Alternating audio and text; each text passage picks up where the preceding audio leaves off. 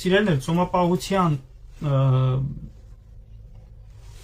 ժամանակային կտրված ընդգրկունություն դժվար է ասել, ամեն մեկս որ պետք է նայենք մեր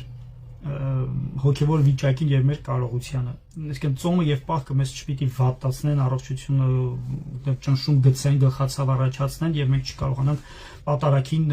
բացի ուտելուց ուրիշ բանի մասին մտածել, հա։ Եթե ներում են ձեր ուժերը, ուրբաթ օրվանից պահեք։ Ներումը 5 շաբթի օրվանից պահեք։ Իսկ եթե չէ, խորհուրդ է տրվում գոնե շաբաթ առավոտից արթնանալու պես չուտել եւ եթե կարելի է, եթե չեք վատանա, չխմել մինչև ճրագալույցի պատարագ, հա, բայց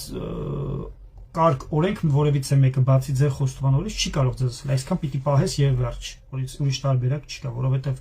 ծոմը ոչ թե նպատակ է, որ պահեն, այլ միջոց է, որը պիտի ձեզ հոգևոր վիճակի բերի, որը պիտի ձեզ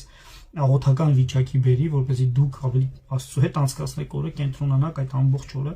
եւ վերջում գնաք եւ մասնակցեք պատարագին ու հաղորդվեք։ Եթե ասենք ծոմապահություն պիտի անեք, բայց որպեսզի օրը անցնի ամբողջ օրը պիտի գնաք մոլերում շոփինգ անեք, մինչեւ երեկոն գնաք պատարագի օր հաղորդվեք, ծոմապահությունը ոչ մի իմաստ չունի։ Ծոմը աղոթքով է միշտ ուղեկցվում։ Եթե չկա աղոթք, եթե չկա Աստծո խոսք, ծոմը դառնում է ինքնանպատակ եւ անիմաստ։